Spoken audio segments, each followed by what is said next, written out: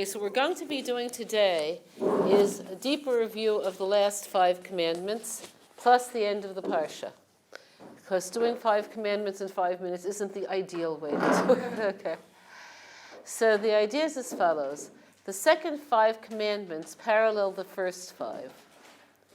The difference between them is that the first 5 are between man and God, and the second 5 between man and man. So commandment number 6, therefore, is parallel to commandment number 1. You understand what I mean? Okay. So the first one of this group is don't murder. And as we said yesterday, don't murder means don't killing anybody, not killing anyone who's not a threat to you. Okay. What's so bad about murder? Think before you answer that. People used to say, murder? What do you mean what's so bad about murder? You know what I mean? What's so bad about it? If somebody really is not a good person, what's so bad about killing them? So I want you to understand this deeply. If here's my friend, the gorilla. I brought her to school today. We'll call her Gloria. Okay. And she's very clever. She could do a lot of things. People have taught her primitive communication. She's like, for gorilla, she's really very advanced. Okay, so when you say in the image of God and in his form, there are 2 things that are specific about humans that you can't look at a gorilla and see, besides articulation and intellectual ability. Okay, one is that we have traits that are similar to God's traits that are specifically spiritual. So these traits, which you've probably learned about in other classes, are chesed, gvura, and those. Do you know what I'm talking about? All of you, yes? Okay. So the way these traits relate to God is the way a picture relates to a person.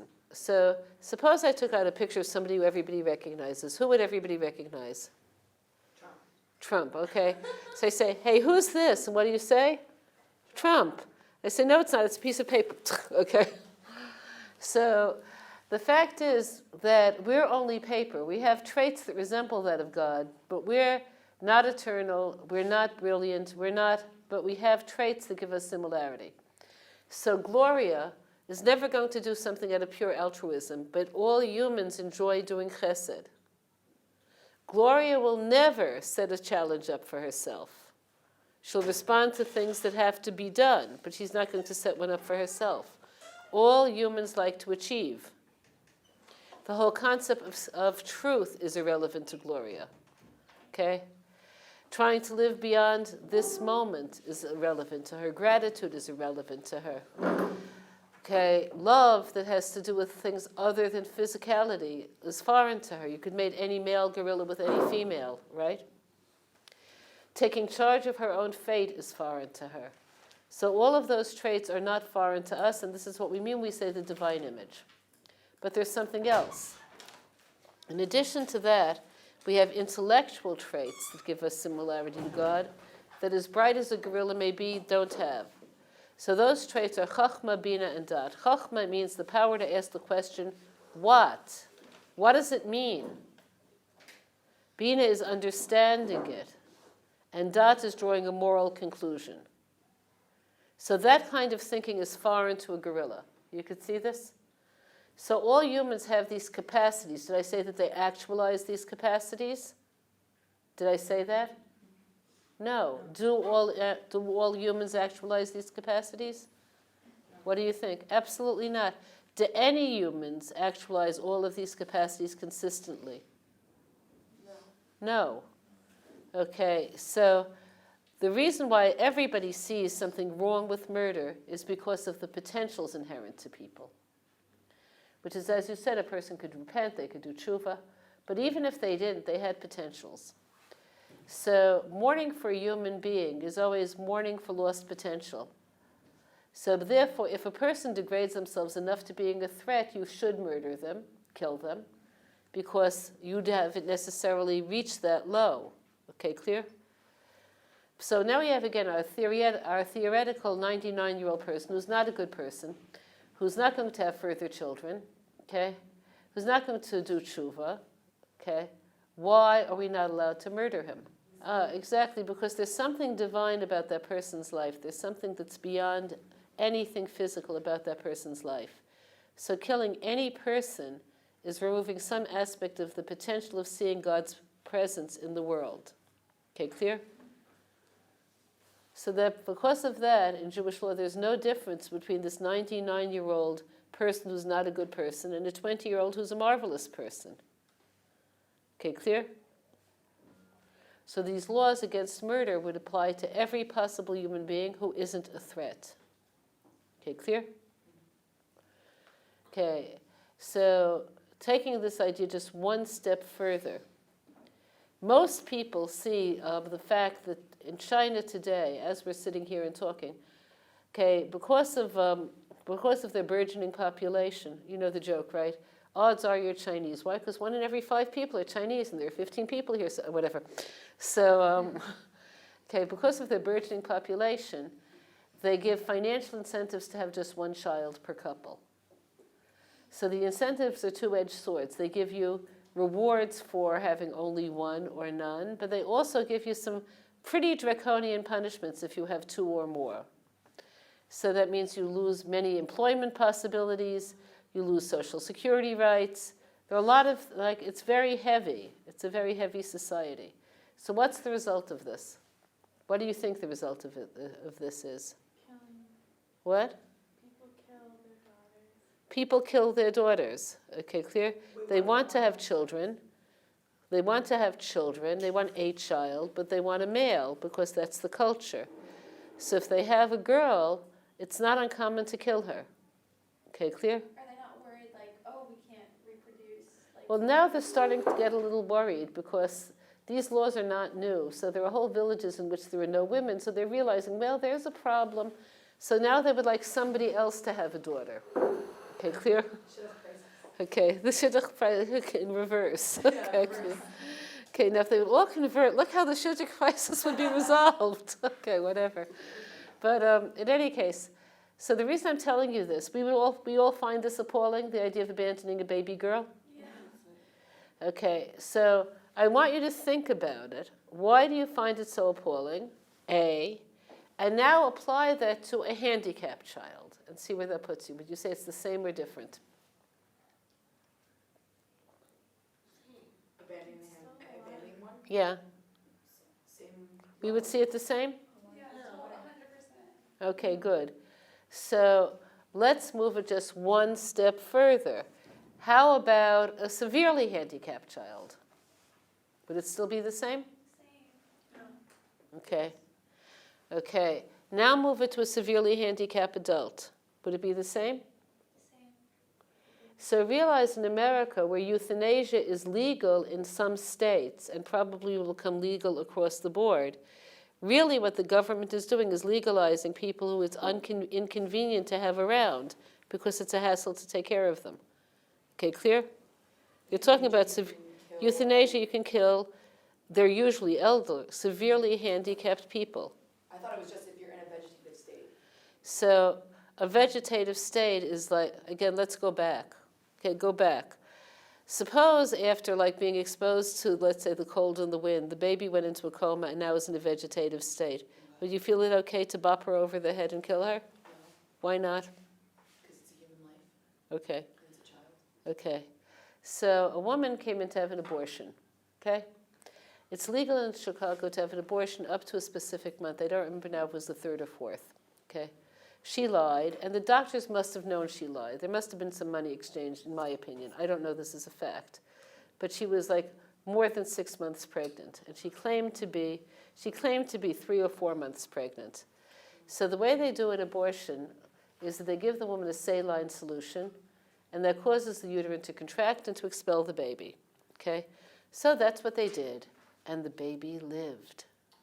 Wow. What? Yes. Is that not common? This is not common. This is not common. Okay? Okay, so, yes, but usually a 6-month fetus won't live. Okay, that's unusual.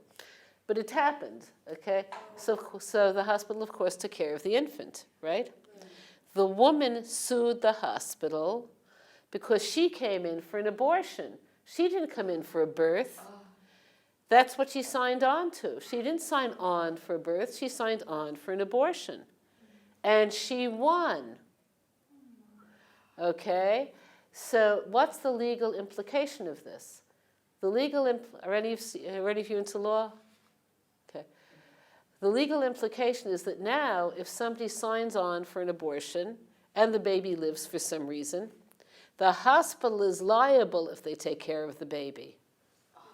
So what the hospital is supposed to do legally is to not take care of the baby, which will mean that the baby will die in a very short time. Okay, clear? So most of us on a gut level respond to a different mitzvah. So we're getting out of the 10 Commandments for a minute. This is a different mitzvah. The different mitzvah is al tamod al dam re'acha, which means don't stand on your brother's blood. And your brother's what? Blood. So that means if somebody is, for instance, drowning and you could swim well, you're obligated to jump in and save them. You can't just stand on his blood. You understand this? So this is the obligation to save someone if you can. And remember, if you can't swim, you're not supposed to go in to save someone. Okay, if you're not sure if you could swim, you don't have to go in. You have to go into a burning building to save someone if you think you can. Okay, clear? You're not obligated to kill yourself for this, but you are obligated, if you can, to do what's possible for another person's life. So the way this plays out, and this fits with most people's already existent sense of morality. Most of us would see something wrong with somebody who swims well standing there at the edge of the beach like this while somebody else drowns. Okay, this would include artificial means such as medication or food. The only question you would have would be, is if somebody's life is ending anyway within a brief time, whether you have to initiate treatments that will prolong life, which is a different question. Okay, clear? And there's a lot more to say there. It's quite possible you don't have to initiate, but that's different than, let's say, pulling out a plug. Okay, clear? Okay, let's go on to the second one. So the second one of the Ben Adam Lechavero is not committing adultery, which parallels not worshiping idols. Okay, clear? So the question would be, what's so severe about committing adultery? You've all seen French movies, where Jean-Pierre loves Cherie, but Cherie loves, like after 20 minutes, wait, who is this? Whatever, you get confused because there's so much crossover. Who's Jose? Okay, he's someone from Argentina? Okay, how did he get here? Okay, whatever. No, he loves Denise. Oh, well, but Denise is married to Andre. Okay, whatever. Those kinds of movies. Okay, so why do we make a big deal about marriage? Well, in Judaism, when you get married, you become one. Yes. I don't know if it was in your Right. Parshat. So that's why adultery is such a huge thing, because you are one unit. So It's very akin to murder. Yeah. Okay, so in most societies, and I'm going to talk to you about exceptional societies, in most societies there's ritualization around marriage. Okay, could you see where this is so? So this would be true even in African society, in Asian society, in Micronesia. It's pretty universal. So the reason for this is on a gut level, people recognize that something deep occurs when there's this level of commitment. So even in Africa, where women are bought and sold, if there's commitment, there's ritualization. A man hires a woman for her services. Is this true? Do women do this in the same way? Will women hire men to be with them in the same overt way? No. So this is a terrible source. I admit that this is a terrible source. I read an article in Cosmo about yes, yeah.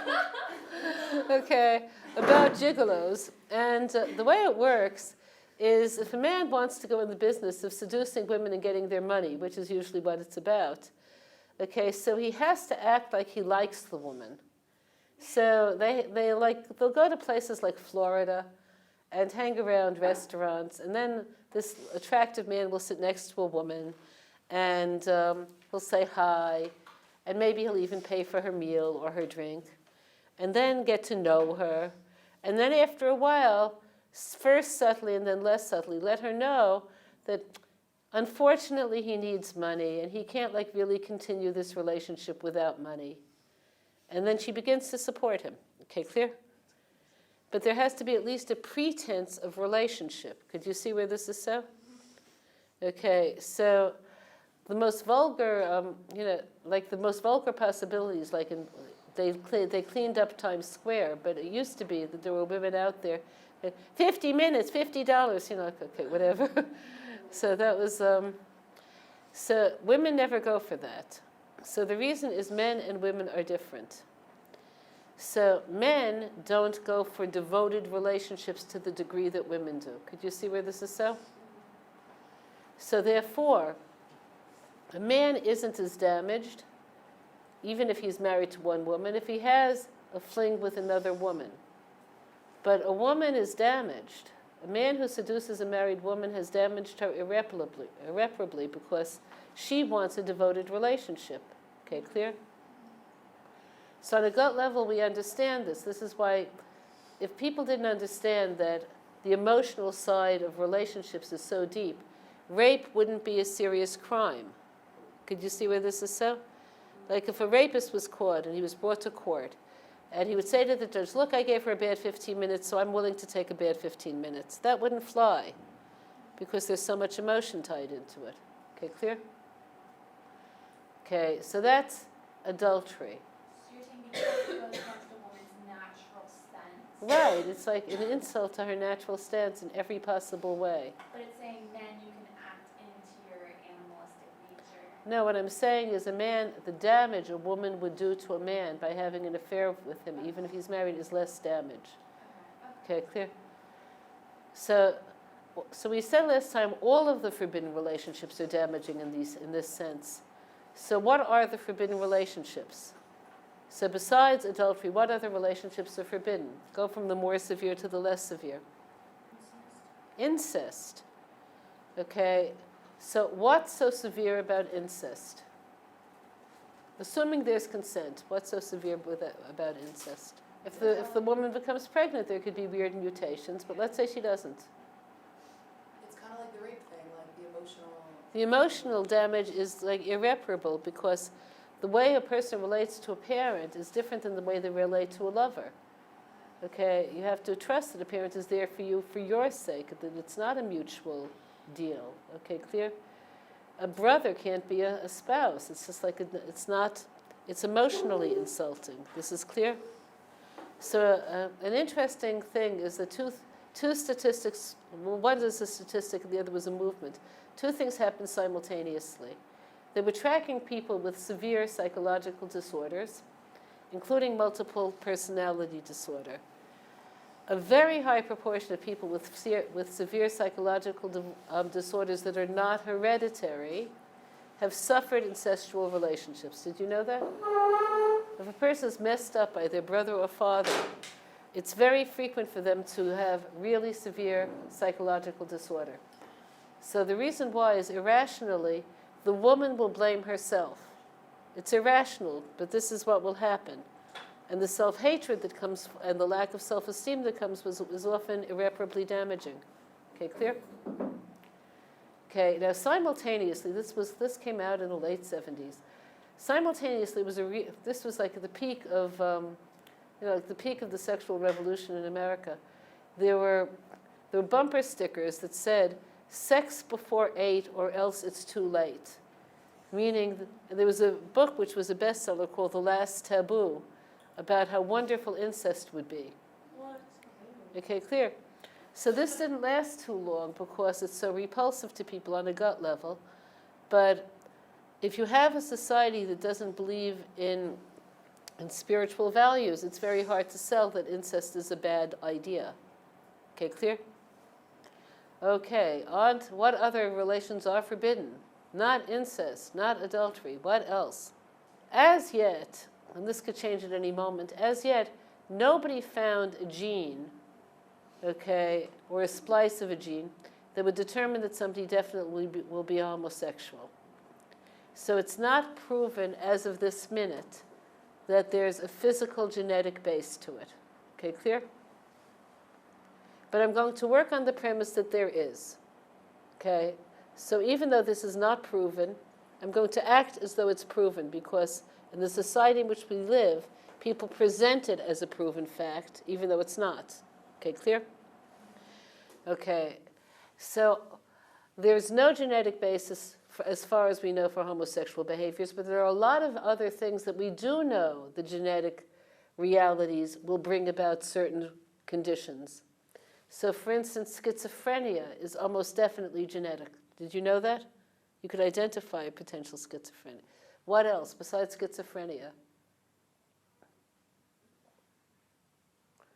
Okay, bipolar disorder is almost certainly just as genetic. Okay, what are some other ones? Alcoholism. Did you know that? This is so interesting.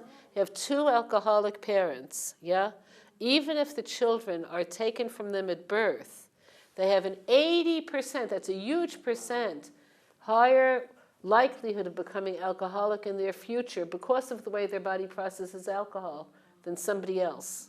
Okay, clear? Okay. So there are a lot of things that are genetic. Okay, so let's look at alcoholism first. Suppose you knew, let's say we're a therapist. Are any of you go to be therapists? So it's because there's no such thing as a room in Neve where nobody's going to be a therapist. It doesn't happen. Okay, yeah, here and here and there. Okay, whatever. Okay, so if you were a therapist and you had a client whose parents were both alcohol abusers, yeah?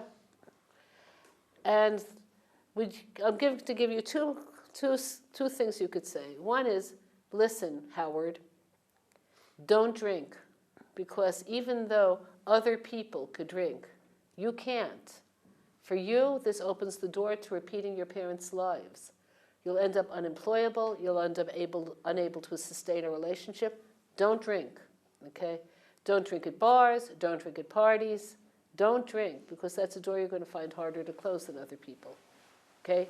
Possibility one. Possibility two. Howard, you're going to end up a drunkard anyway, because the 80% likelihood is, 80% is a very high percentage. So you may as well enjoy life. Drink as much as you want, because you're going to end up in the gutter anyway. You're not going to be able to hold down a job anyway. You won't be able to maintain a relationship anyway. So why restrain yourself? Which advice would you give them? A, right? Okay, clear? The same thing would hold true for schizophrenia. Again, you're the therapist. Okay, Howard, take the meds. Take them. Take Halidol. Do you know what I'm talking about? Halidol is a medication. It's a psychotropic medication that prevents people from hallucinating. Okay? Take the Halidol your doctor prescribed. It'll keep you in reality. Okay? Take it every day. Don't play with it. Don't feel bad that you're dependent on a medication. It's okay to be dependent on a medication. Take it. And if you find your mind wandering and you're not sure if something is real, talk to someone you trust. Okay, clear? Or don't take Halidol. Why be addicted to medications? Okay, like a lot of people are schizophrenic. I think that there are something like 1.5 million schizophrenics in America. Join the club. Most of them live fairly long lives. Okay, clear? You would still give the first piece of advice, isn't that true? So the fact that something is natural doesn't necessarily mean it's beneficial. That's what I'm trying to establish. Okay, clear? So the question from a Judaic perspective is, does the Torah view homosexual relations as beneficial? The answer is, from the Torah's perspective, no. Even if it was natural, which again, we don't have evidence of it, but I'll treat it as though it is. Even if it's natural, it's not necessarily beneficial. So then you have a question of what's not beneficial about it. It's a reasonable question then. Okay, clear? Okay, so in answering that, the first thing that has to be known is people consider the legalization of homosexual relationships something modern and new age. Is that true? No. In Greece, how do you think they regarded ancient Greece? It was fine. In fact, a euphemism for gay relationships used to be Grecian love. Okay? It was normal for a man in Greece, in ancient Greece, to go to the market and buy himself a boy. That was normal. Okay, it was only with the coming of Christianity that homosexual relationships became not in. So there's nothing modern about it. Okay, clear? Even today, in the Orient, a man with money more or less buying a boy is not uncommon. Okay, clear? So why do you think Christianity and the underlying moral codes which come from Judaism, why would that make this kind of relationship inappropriate and wrong? How did it become wrong? Okay. Most people who give an answer give family members. Okay. Could you see where this is true? A lot of people won't give answers, and some people will say I wouldn't go into the building for anyone. But if they would go into the building, usually it's for a family member. Why do you think people don't generally say my good friend or someone who I know from work or whatever? Because they have family that go after them. Okay, because what? Other relationships are far less committed. Other relationships are far less intrinsic. Other relationships are far less intimate. Could you see where this is so? Okay, so when a person creates a life situation whereby they knowingly deprive themselves of the possibility of family, the Torah views this as an unfortunate decision. Could you see where this is so? It's not a beneficial decision. There are some people who won't have families. It's viewed as a tragedy from a Jewish perspective. Could a person survive that? Yes, they could survive that. Is it harder? Of course it's harder. Clear? Okay. So that's one reason. There's also another reason. Okay, the other reason, and this could be understood also in this, that the Torah presents male homosexuality in a far more severe frame than lesbianism, is, again, this is something that the gay community doesn't like when people talk about. The culture of male homosexuality is extremely promiscuous. Did you know this? When did it come to the surface, do you know? Because people like the Oscar Wilde legend of the two devoted men who are like husband and wife, but it's not true, yeah? In the 50s. The 50s people began to notice it. In the 60s, when AIDS became an issue, in California, when they would have the doctor's secretaries giving people forms to fill, in which if they were diagnosed with AIDS, they're supposed to write down all of their recent sexual contacts so they could be warned, yeah? If you were the secretary and you're making the form, how many lines would you leave? Sexual contacts within this past year, how many lines would you have left? At the beginning they were leaving 5 lines, and then it went to 10 lines. And then it went more and more, because the culture is a very promiscuous culture, much more so than the heterosexual culture, because women demand relationship, and men don't. So you have the bathhouse culture and all of that, okay, whatever. So it's viewed as spiritually very damaging because it separates sex and love. Okay, clear? Okay, so no doubt there are people who aren't attractive to members of the opposite sex. Yes. Okay, so I'm going to give you 2 frames for this. One is the frame I gave you with the alcoholic, which an alcoholic could reach a point where they can't stop drinking. Okay, it's not possible for them. So you have to accept them as they are. They got to this position for whatever reason. We aren't necessarily in a position to judge them. But we do know it's not a good position. Okay, so again, for the reasons we just said. Okay, it's not a good position, but we accept that people end up where they end up. Okay, you understand this? So one of the problems that we've created for ourselves because of societal prejudice against gays is that there's a gay synagogue in California. Okay, why? Because to them, Judaism is an all or nothing religion. So if they aren't fitting in this, if for whatever reason, their upbringing or whatever it is, this is where they are, they feel the need to segregate themselves, okay, which is not legitimate. So I'm saying if that's the case, the religious world is mistaken. Okay, clear? Okay, if that's the case. But a lot of times there's a demand that rather than accepting this is where I am, here, don't judge me, there's this is how I should be and why are you not like me, which the religious world will not accept. That's a big difference attitudinally. Let's go back to the person with alcoholism or schizophrenia. What does the religious world want from a schizophrenic? Do they expect them to be able to hold a job? So you accept people as they are. You don't expel anybody because of where they are. People are where they are in life. You accept them. Okay? And this would be true for someone who breaks Shabbos. This would be true for somebody who's in prison for any possible crime that they did. Wherever they are, that's where they are. You don't say, you're off the boat. Okay, clear? There's no such thing. That's the first thing.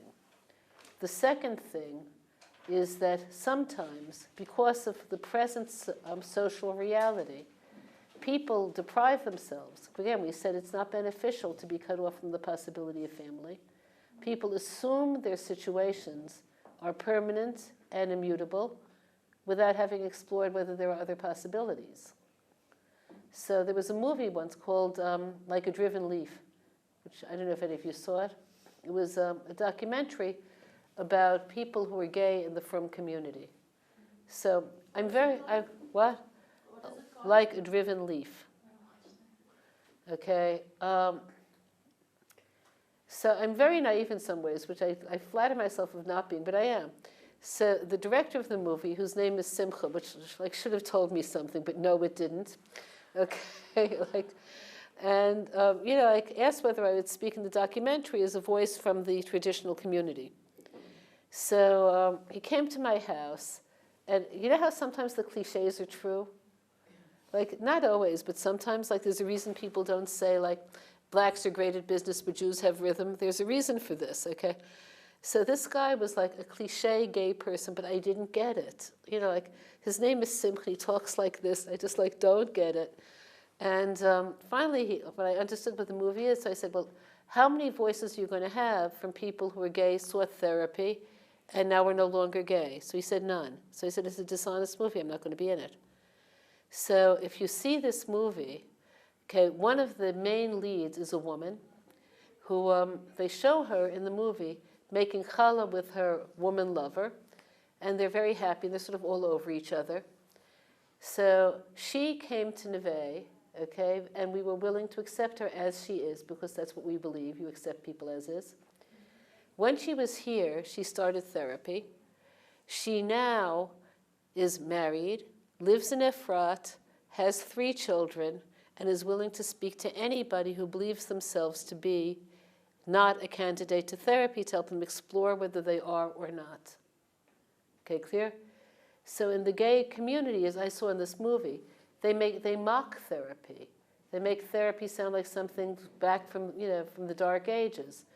One man said he was in therapy, and the therapist said he should put a string on his finger, and whenever he's attracted to a man, look at the string. You're thinking of being a therapist? Is that therapy? They mocked therapy. So oftentimes therapy works. Sometimes it doesn't. But it's certainly something to be explored. It's not something to be rejected out of hand. We're living in the 21st century. Okay, clear? So that's like terming it as a mental disorder rather than emotional or physical need. So what I'm saying, I didn't say anything about mental ever. But what I am saying is that it's not a beneficial lifestyle to be cut off from the possibility of family or to live in a promiscuous society. If you could do something about it, it's better to do it. If you can't, you can't. There are cases that don't respond to therapy. But to just out of hand say, there's nothing to do, that's ridiculous. That's primitive thinking. Okay, clear? The people who are good at it, the therapists who are good at it, the one who's supposed to be the world expert is a man who lives in Atlanta. They've received death threats from the gay community. It's not so simple. It's not a simple picture here. There's a lot of vested interest in making people think that there are no alternatives. Not everything works for every person. People should be accepted no matter what. That's not the issue. But to say, don't look, that's stupid. There's no other word for that except stupid. Okay, clear? And if you look and you find there's no other. Right. So again, there has to be acceptance. This is where this person is at. But they still. And I want to tell you something. I don't want to say anything again that will send you over the edge. Yeah. There are people who aren't gay who don't marry. Have you heard about that? Okay. There are people who are not gay who don't marry. There are people who are married who never have children. Okay. So life is more complex. You can't like put it into, it's either this, it's either black or white. There's so many areas where God's picture of who you have to be with your life frame is unique, that you can't really make a societal statement that works for every single person. Okay, clear? Okay, so that's that forbidden relationship. Okay, let's go on to the next one. The next one is not kidnapping, and from there, all forms of theft. Theft in Judaism is viewed as serious. Why do you think theft is serious? If you steal from somebody who has plenty and you don't have much, what's so bad about stealing? You're depriving someone of that thing. Right, but let's say they have plenty and you don't. So why should they have so much when you have so little? Because that's how it's meant to be. If God You're bringing God into it. Good. The only reason why the mitzvah of not stealing works is that you believe that God gives people what they need to have. If you're not a believing person, it's very hard to justify not stealing. Communism is a politically correct word for stealing. They have, they don't. Let's make a little readjustment. Okay, clear? So tzedakah is the answer for people not having. If you have, that means God wants you to give. But it's not a third person's decision as to how much, when, to whom. Okay, clear? Yeah? What about taxes? So there are two kinds of taxes. Most taxes have to do with things that individuals can't possibly purchase on a specific individual basis. So they have to be paid for collectively. So a subway, you can't have your own private subway. It's too much money, too difficult, too impossible. So that the money to make a subway could only be gotten through taxes. Okay, an army, you can't have your own private army. Okay, clear? So most taxes go for things that people want and can't possibly buy individually. Okay, clear? And because of that, the halacha permits taxation. Sometimes the people who decide the taxes should be taken and distributed don't look at halachic criteria, and sometimes they're not fair. That happens. Okay, clear? So an example of that would be that, there are a lot of bizarre taxes in America. The Israeli system is pretty straight in terms of who it distributes to, but the way they take it is kind of funny. But in America, you have this. You have a very big part of the welfare system is aid to dependent children. You're familiar with this? If a mother isn't married and she has children, so the welfare system will give her money to raise her children. This makes sense so far? But if she's married, they won't. So that means you have a couple where right now it's financially advantageous for them to not marry because they'll lose all the welfare benefits if they do. Okay, could you see where this is a problem? Okay, clear? So that's like misguided taxation in terms of the beneficiary side. You have the same thing, the Mormons have bigamy, right? So most of the Mormons, bigamy, that's terrible. Okay, so let's go to California and then we'll go to Salt Lake City. Somewhere in Northern California, there's a guy, we'll call him Fred. Fred has a girlfriend. Her name is Denise. Remember Denise? She was in the French movie. Okay, whatever. So he has a friend, Denise. He also has another friend. Her name is Joyce. And he has another friend. Her name is Mary. He has another. Okay, could a guy have as many girlfriends as he wants legally? In California? Sure, he could have 25 girlfriends and have sexual relationships with all of them. And even if they have his children, it's all legal. Is that true? Mm-hmm. Okay, so he could have 25 wives who bear him 50 children, and that's legal. Okay, right? No, girlfriends. Girlfriends, okay, sorry. Okay, has 25 girlfriends, and each one of them has 2 kids, and that's legal, right? Mm-hmm. Okay. If he was a devout Mormon living in Salt Lake City, and he has 2 wives, and he supports them fully, okay, that's illegal. But Do you see? girlfriends. If they're girlfriends, it's legal, but if he marries to them and therefore has financial commitments towards them, it becomes illegal. So it's only legal to have multiple girlfriends if you have no commitment towards them. As soon as you make a commitment, it becomes illegal. Got it? So on the distribution end, there's something to be said that the American system needs a little bit of revamping. But on the collection end, they're pretty good. The Israeli system is the opposite. They're pretty good on the distribution end, but the collection end is insane. So with people who get salaries, it is what it is. But if you work for yourself, they tell you what you earned, not you tell them. They tell you. If you're a dentist, this is what dentists earn. Pay tax accordingly. So this doesn't work because people don't always earn what they decided that you earn. Okay, clear? So this is so it gets a little insane.